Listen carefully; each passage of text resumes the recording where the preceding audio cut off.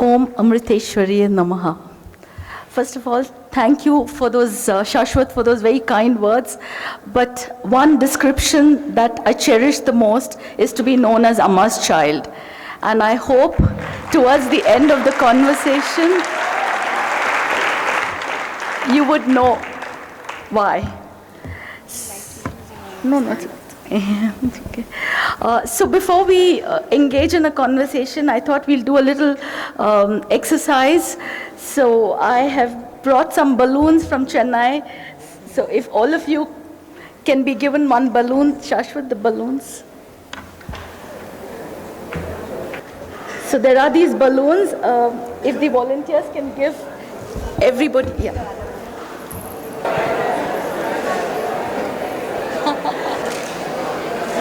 Have you all got your balloons? Everyone's got it. Just blow the balloon. Don't hold it. Don't tie it. Don't tie a knot. Done?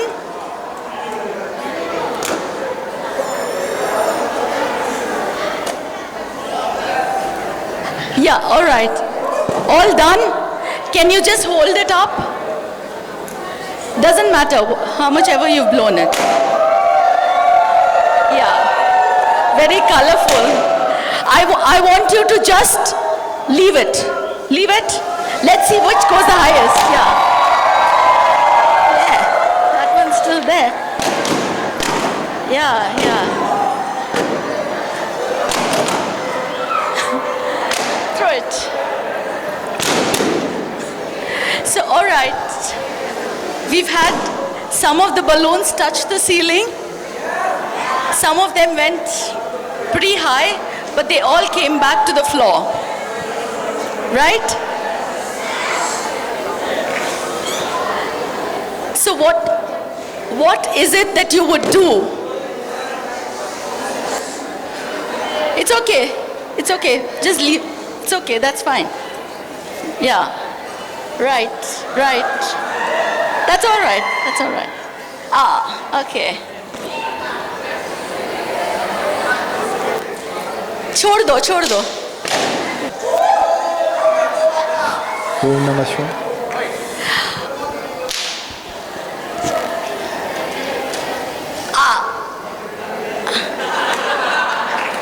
So what is it that you would do if you wanted to remain on the top? Sorry? Tie a knot. If you tie a knot, would it still go up? What would you do? Huh? Sorry? Yeah, so what is it that you would do? You would change what goes inside, right? So that's the beginning of our conversation today. Long time ago, Amma once spoke about, she was, I like to sit by Amma's side when she gives darshan. And I hate to get up and go, so I sit for the longest time. And that is my education. That's the education that I've got, which has taken me here. So Amma once told me, this man, when he was young, he was a very angry young man. He wanted to change the world. When he was in his middle ages, he realized that half his life is over and he hasn't been able to change anybody, not even his family. And now that he's whole, wisdom has dawned on him. And he now says, let me begin with changing myself. So we're all here, we want to change in the world. So to have that change, let's begin to change that air within us, change within us. So this is the starting point of my journey with Amma. I met her in early 2000, and the change within happened from that day. I'm indebted to Express for giving me Amma in my life, because it was work that took me to her. I was in those days looking after marketing, and Amrita University used to advertise with us. And one day, one of my, from the university, the person I used to interact with, he told me, Amma's coming to Chennai, why don't you go and meet her? So I did go and meet her, but I went thinking that she's a client. So it was like meeting the chairman of the client, so that's how it started. And I sat next to her. Then I was there towards the fag end of the darshan.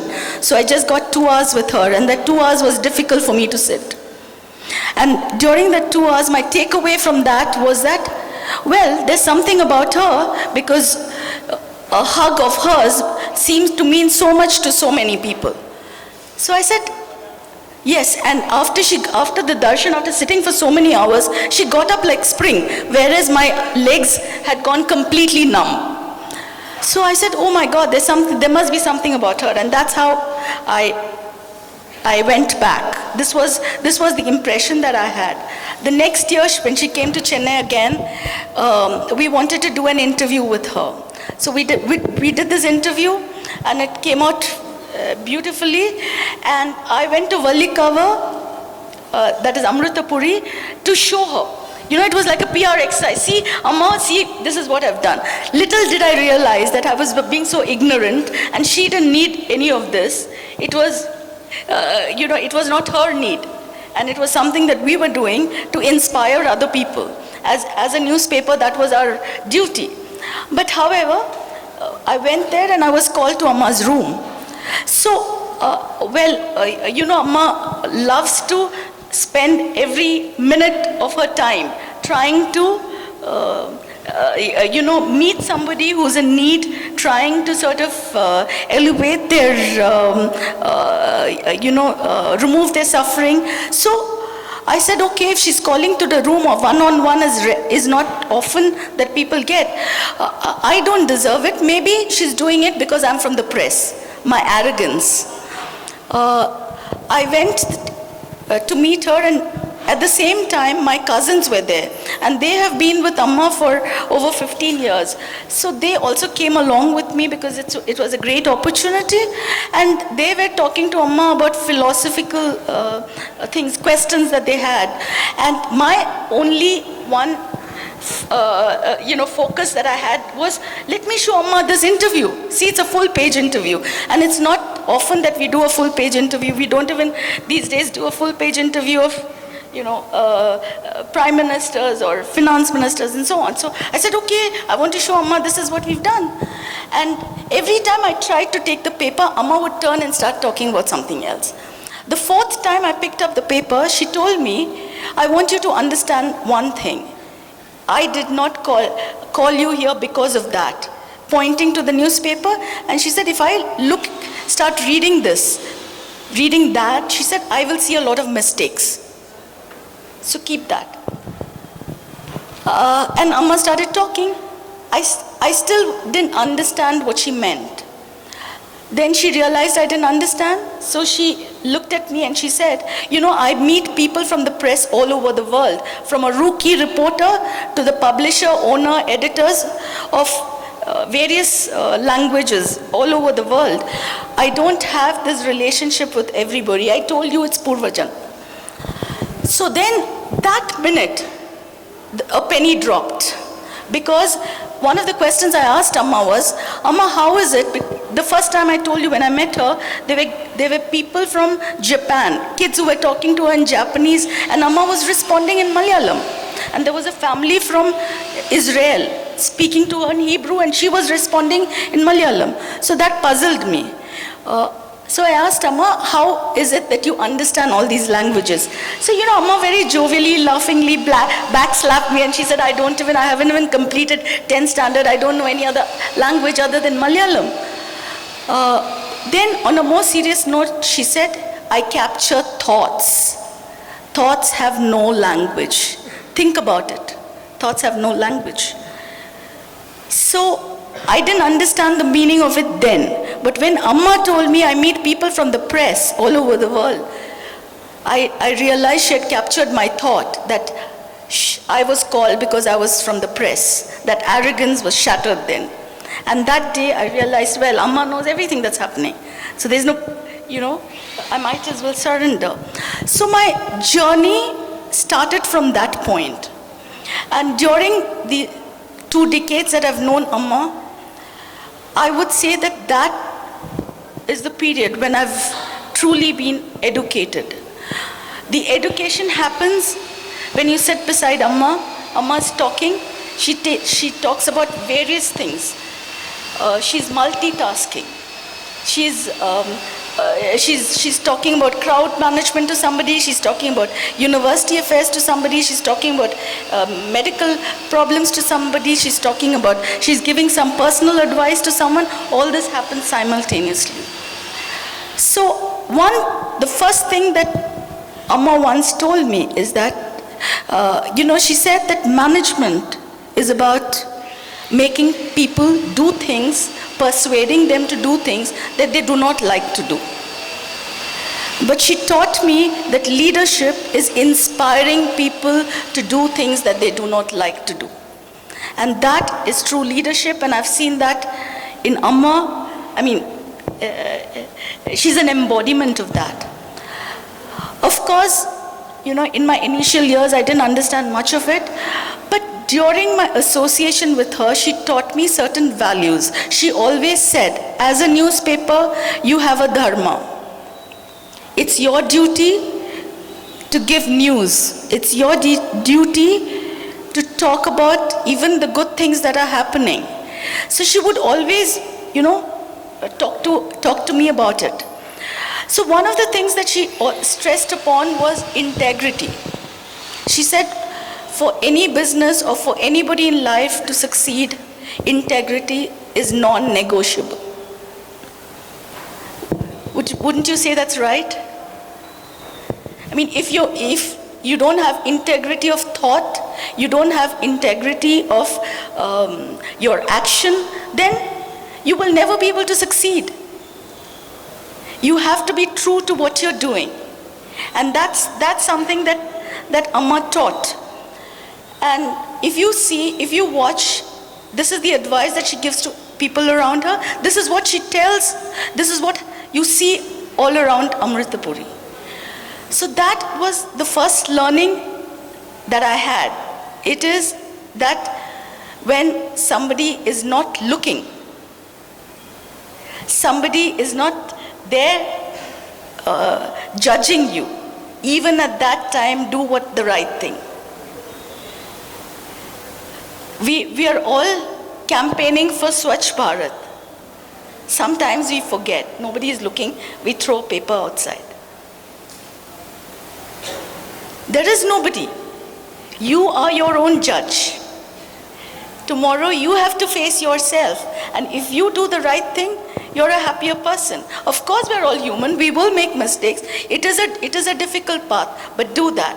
So I remember her telling once some school children who had come to meet her, she said that,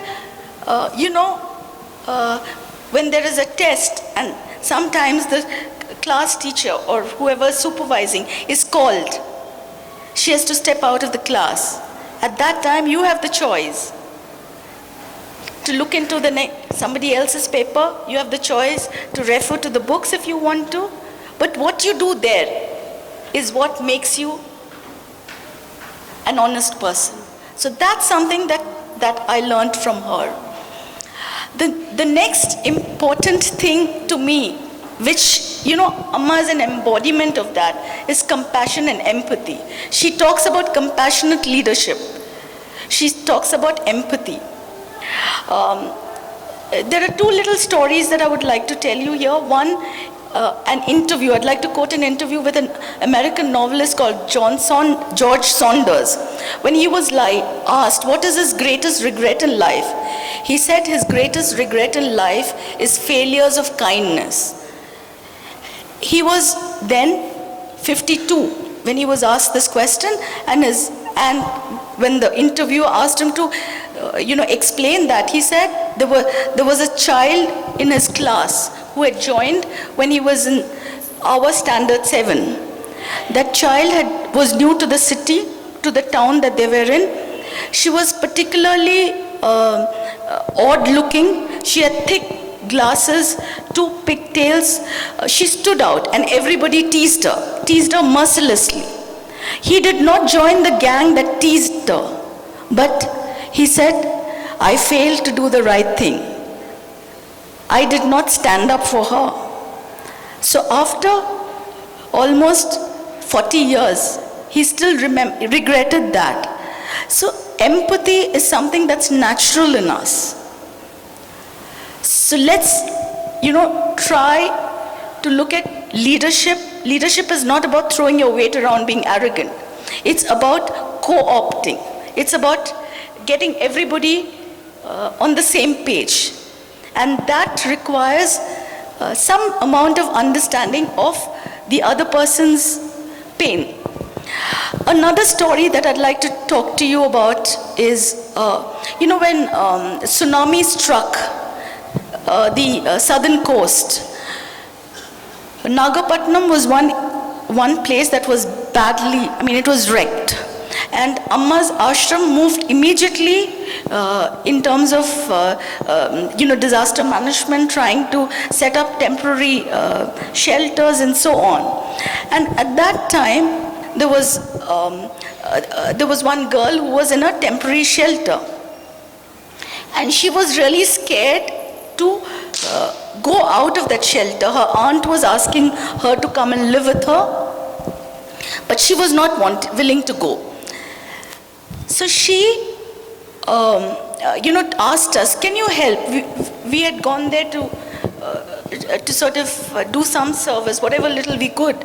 But I think more than what we did, what we learned was much more. So this little girl who had lost everything, her parents dead, she was the eldest, and she had 3 siblings. She was absolutely scared. She was holding on to her hands. It was ice cold. And she said, I don't want to go with my aunt. Can you please help me? So we asked, what is the help that you want? She said, I want to study, and I will, once I complete my education, I will get a job. I will fend for myself.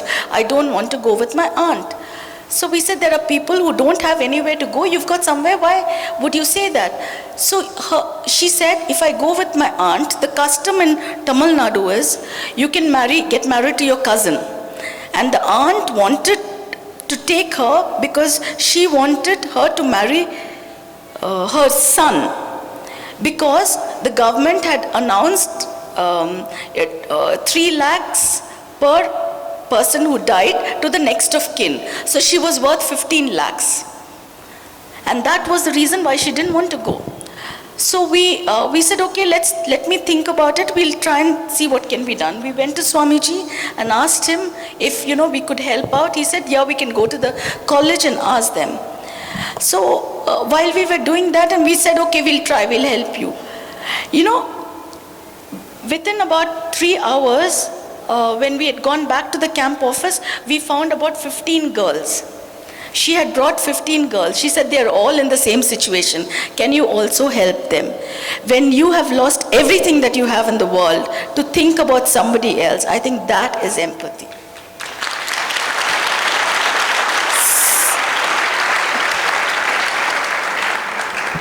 Finally, that girl helped 85 other girls from 3 villages and the neighboring villages, and Amma's ashram, of course, educated all of them. And I'm happy to say some of them are even, they've even completed their doctorate and are teaching at Amrita University. So I think a big hand to that little girl. So this is again something that is very important to be successful in life. To be empathetic, to treat others the way you want to be treated. Always imagine, what if, the roles were reversed? How would you want to be treated? So always remember that and treat others like the way you want to be treated. The third thing that Amma always used to tell us is to have a positive attitude. She says you can achieve nothing in life till you have that positive attitude. And here again, I'd like to give you a couple of stories. There was one lady, again from this Nagapattinam tsunami hit village. So we had gone to her little hamlet to look at how many people had lost their homes, to do a little survey and hand it over to Swamiji. And at that time, she was not there. So when we came back to the camp, we found her there. Her name was Rasati. Rasati in Tamil means queen, and towards the end of it you'll understand why I translated this for you. So when we were trying to get into the camp office, she waylaid us and she said, can I have a minute of yours? We said, sure. She introduced herself as Rasati. She said, I'm from this hamlet. I'm sorry, when you came, I was not there. So we said, okay, so what have you lost? She said, I've lost my home, she had lost practically. That hamlet was, the geography of the place had changed. It was that bad. So she said, so we said, okay, we took down house, all of that. She said, no, I don't want you to give me food. I don't want you to give me clothing. I don't want you to give me a house. So we were taken aback. Then what do you want? So she said she was running a self-help group, and they ran a little cooperative store, which they manufactured almost everything, from uniforms to clothes to bags to food to idli dough to ice cream to everything, whatever their needs were. So she ran this self-help group. She said, now I've lost that. The banks may not give me loan. Help me get a bank loan. I will repay back every penny. I will rebuild our business and I'll construct homes. To have that positive attitude when you've lost everything, I thought was amazing. We of course, took Swamiji's help. We went to the bank. We requested them. They gave her the loan. Today, she runs a flourishing business. It's an all-women cooperative, and it is a model that the government has chosen, and she is the spokesperson for these self-help groups in southern Tamil Nadu. I think, we very often, we talk about little things that we have lost, and we lose heart. So when you have lost everything, yet to have that positive attitude that yes, I can do it, that is true leadership.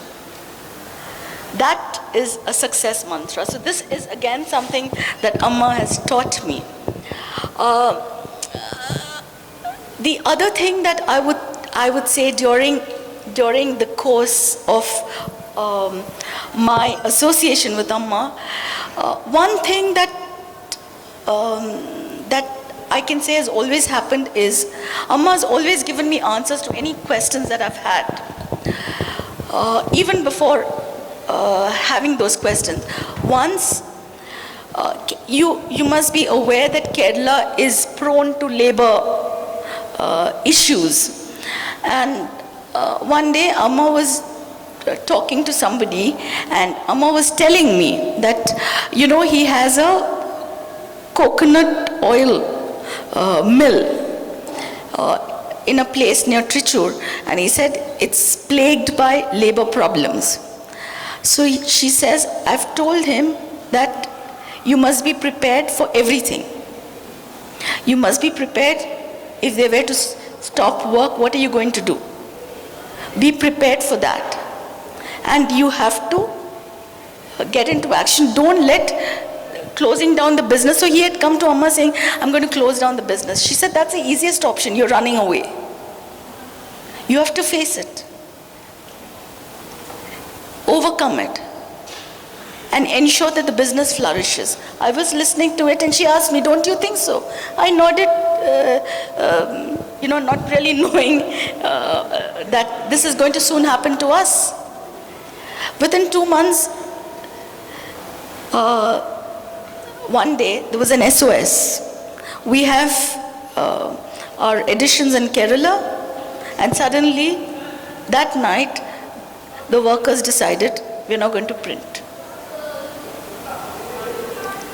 But then I remembered what Amma said. Our option was, okay, let's not print today, let's get into a discussion, all of that. So I said, nothing doing, let's print. Let's print in some other press. Let's distribute the paper. We may not be able to distribute all the papers, but we have to distribute 80% at least. Because we cannot succumb to this. We cannot lose hope. While we engage in a discussion with them, we will not let our business suffer. Because our business, there are so many people who are dependent on the business, not just this group of few irate laborers. So, these are things that I don't know how Amma knows, but then, these are experiences that I have had. Once I was traveling with somebody, and the gentleman sitting next to me on the flight had this bracelet. So, I asked him, is this from Amma? So he said, yes. So we got chatting. He was a doctor. He was working with AIIMS. And he told me a very interesting story. He said that, he was in London for many years and he had come to Kerala because his father was unwell and he was the only son. So he had taken a sabbatical from work in London and had come here. And that's when somebody told him about AIIMS, and because his father's illness was getting prolonged. He said, all right. He went there. He started working. And one day Amma called. Amma called them and asked, I called a few of them and told them that, in my village, when people who are diabetic have a wound, they take the cashew nut, the nut and the fruit. There's a little acid kind of a thing, if you pull it off. So she said they used to rub the wound with that and that would heal. So there's something probably in that. Why don't you try and understand that? So he told me first, I thought, what does she know about medicine? What is she talking? There's some harebrained, something that they do in villages and it's only going to make the wound worse. But of course, the rest of them went so skeptical. They looked at it, they understood what the chemical composition was, they tried it, and it worked. So he said, that day, he realized that however great a doctor he is, what he knows is not infinite. So these are lessons that Amma has taught me to make me understand that my knowledge is far more limited than my ignorance. So there's so much that we don't know. We don't see so many things. Another instance that really surprised me was, we had prepared our annual accounts. Every company, commerce students, you would know, you prepare the annual report. And it so happened that I was going to Amritapuri, and, our chartered accountant also wanted to go along with me. So I said, all right, we went there and I gave Amma the annual account. So she didn't take it. She said, she kept it there. She said, recheck. So I told the accountant, Amma says recheck. So can you please recheck? He said, what do you mean? What does she know about accountancy? He gave me a lecture. I said, no, since she said, let's do it, no harm. We still have time. When we rechecked the accounts, we found a major mistake. We had revalued assets and that was completely wrong, missing. So, these are experiences that I've had and I really don't know how. Next time we took the correct one and she took it. And she blessed it and she gave it back. So, another time, as I said, I was in marketing, space marketing. And then the chairman of our company one day called me and said, you have to get into circulation. You know what circulation is? Newspaper sales. So that is early in the morning. You have to interact with the hawkers, people who deliver, and they're not, I was not very sure. It's not a woman's world. That's pretty much a man's world. And no publication in India has ever had a woman heading circulation. So I was not very sure about that. I was a little unhappy about it. And I was thinking, you think, so I went and told Amma. So Amma said, you know, you always say, we always say as women, we want to be given equal opportunities. And when equal opportunities come, why are you being negative about it? Why do you think you cannot do? When you fight for equal opportunities, you should be able to face the flak as well. So there it was, and that gave me the strength to carry on that job. Another time, another thing that Amma always tells us is to have awareness. Be aware of what you're doing. Sitting next to Amma, I'm sure all of you, when you get the opportunity, will see that. You know, she's talking to you about something that's totally different.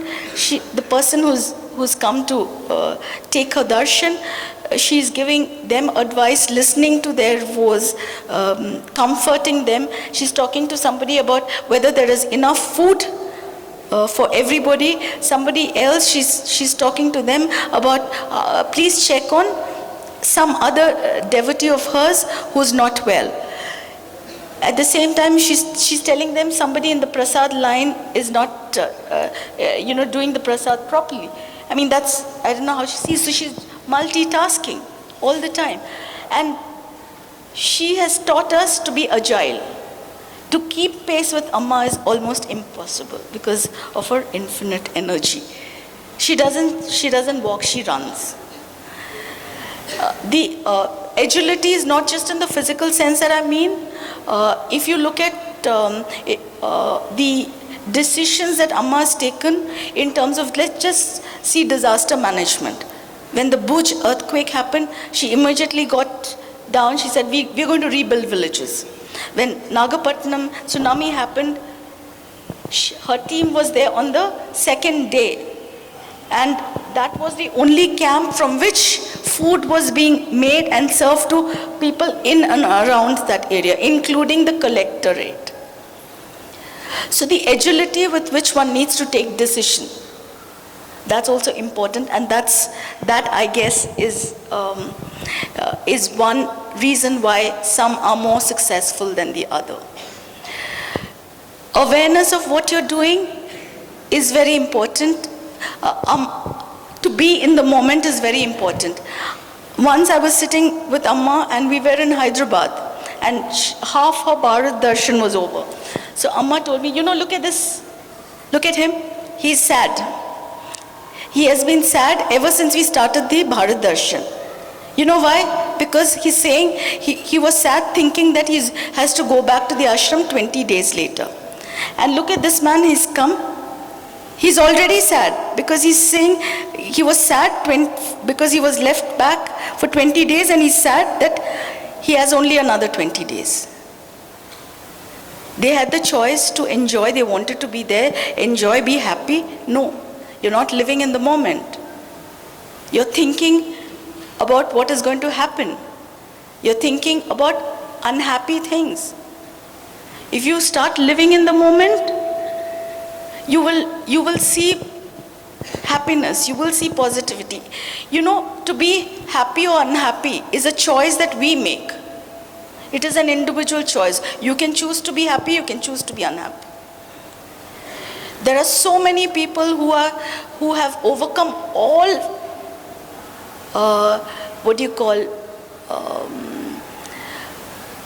all disadvantages that they've had, all the problems life has thrown, and they are happy. They are achievers. So let's always look at them for inspiration rather than compare us with somebody and feel that we are less privileged. I think each one of us are privileged. Each one of us has the same power. It is how we use it. One day when some children asked Amma, we go to the temple and we pray, but how do we know that God listens to us? So she gave an example. She said that if your radio station is tuned to the right frequency, you hear music. Otherwise there's disturbance, right? There's crackling sound and all of that. So she said, similarly, first tune into that universal energy, call it whatever it is. Be tuned to, with yourself itself. Start from there. Then she told them that, you don't doubt that little SIM card in your phone can tell people where you are, whom you spoke to, how long you spoke to, what has been your messages. That is a supercomputer that is giving all this information, and that is made by men. So if you think man can do this, God can do. He has sent us with a chip inside us. So he listens, he knows exactly, he or she or whoever it is, knows exactly what is passing through us. So if you seek help, or help will come your way. So that's another thing that I learned from her. In all my journey with her, I can tell you that I've changed. I don't know when the change happened, but I have taken on things that I never expected that I would be able to do. There is some strength that comes. The strength comes from knowing, okay, she's there. I can always ask her for help. Maybe it's that. I don't know what it is, but to take on even this responsibility. And I can tell you that it is still largely a man's world. But still, to be there and work at it is all her grace and her doing. This is what I have to say. I would be very happy to take questions, to answer any doubts that you have, anything more that you would want to know about my association with Amma. I'd be happy to do that. So how should we become calm in Amma's way? How to become calm? Yeah. That's a very interesting question. As I told you, I used to get, before I really got to know her, I used to get very agitated. I used to get irritated. I used to be worried. Oh, is it going to happen? Is that going to happen? What would be the result? Today, what I do is I do whatever I can to the best of my abilities. I give whatever comes my way the best shot. The rest is for the universe to decide. Well, you succeed in some, you learn from failures. Even a failure, in fact, failures are great opportunity. Today, in my business, as in many other business, the economy is going through a slowdown. It is a very tough time. But I always say these are opportunities for growth. Last time, during the economic slowdown, we grew 20%. So this time, we're hoping to beat our own record of last time. So once you realize you can only do, the result is not in your hands, you become calm. What is the problem? What is the point in getting agitated? It's already there. What you've done, the result will come. Not in our hands. So it hasn't been easy. It's not overnight. It took me some time to understand that. And to, one is understand it intellectually, the other one is emotionally. So it took time for me to understand it emotionally, and now it's okay. Yeah. Ma'am, as Amma is running many programs for human beings, for welfare of human beings. So like, human can explain their pain, that what they are going through, depression, if I'm hungry I can speak. But animals can't speak. So ma'am, but animals can't speak. Yeah. So don't you think that we should start any programs for animals? Because any nature disaster happens, dogs suffer through, cows and many other animals also suffer through. And they are part of nature and they are also like child of God, because God has created them. Absolutely. Yeah, of course, protection of animals is something that one should do, and I think we should encourage as many people as we can to do that. But one thing I'd like to tell you here, that if you look at animals, most of them are happy people. They don't suffer from human ailments such as depression. They don't suffer from many of the problems that are self-created. They suffer at the hands of somebody else, but they don't suffer at their own hands. Today, unfortunately, we human beings are suffering at our own hands. So that In winters, we see thousands of dogs. sorry? When we came out of our houses, we see thousands of dogs. They sit in a group because they're feeling cold and all. We are wearing jackets, caps, shoes, so that we don't feel the cold. They are feeling the cold. No one is helping them. We see stray dogs, people hit them. I saw a female dog crying and shouting very loudly. Someone hit her puppy and she was sitting next to him and she was crying. So they also have emotions now, ma'am. Of course they do. It's not that they do not have.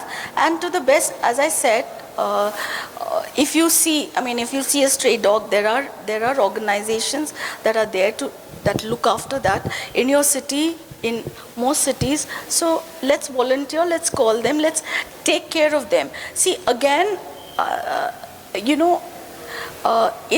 the animal world, there are certain rules. There are certain rules, and they live by those rules. They do not break the rules. Whereas in the human world, we break rules. So those sort of problems don't exist. The problems that are there in we as fellow living beings, it's up to us to look after them.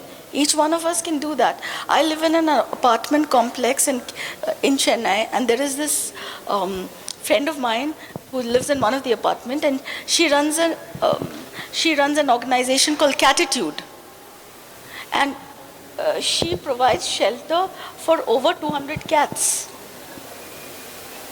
So if you come early morning at 4 o'clock, and every cat, they're very smart. They have their own bowl. They have their own favorite food. One has tuna, the other one has mackerel, someone else has some other food. They're there.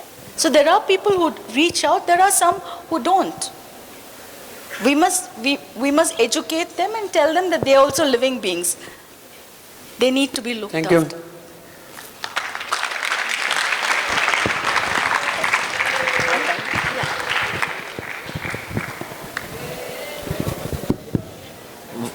What do you regret doing in your professional work? Sorry? What do you regret doing something in your professional work? What do I regret? Honestly, there is nothing that I would want to change what has happened in my profession. To give you an example, I strayed into the profession. I did not set out to get into media. I joined the bureaucracy. I got selected for the civil services, but I chose not to join that. I was too idealistic at that point in time, and I had somebody who, was very sort of cynical about it and said, "Oh, after all that studying, you're going to join." And he was a minister. I didn't know that. He had come to consult my uncle who was a lawyer, and he said, then you look at that man sitting outside, he's a minister. He's a secretary. After 20 years, his job is to hang out with me. Would you want to do that? So I decided that day I will not do that. And I did not. I don't regret that. In terms of my career, it's just that it organically grew. I strayed into media, and then that's what happened. If I have any regrets, it would possibly be that I did not, or our company did not embrace the digital world earlier. Probably that is one business decision that I would regret.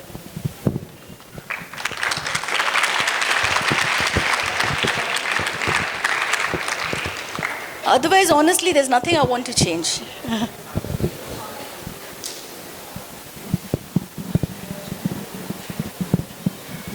Anyone else? Anybody else? One more question. We can Yeah. take one more question. If there's any.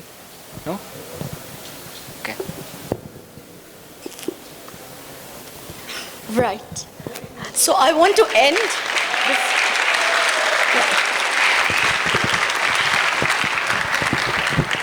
I want to end with another story.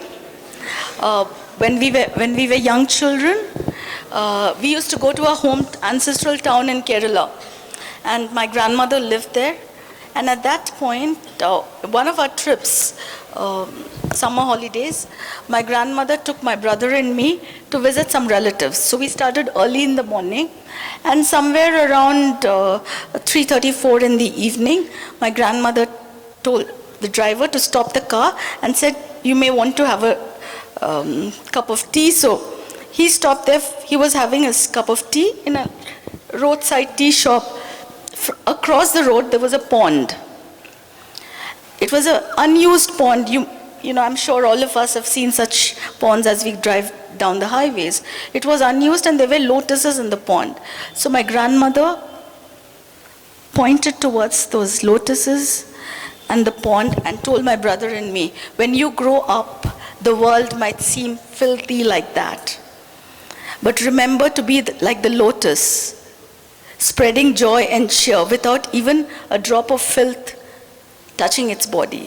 So there are times when you grow up, you might feel the world is unfair, the world is dirty, the world is filthy. But as Amma says, try to be like the lotuses that you all are, luminous, bright, shining, spreading joy and cheer.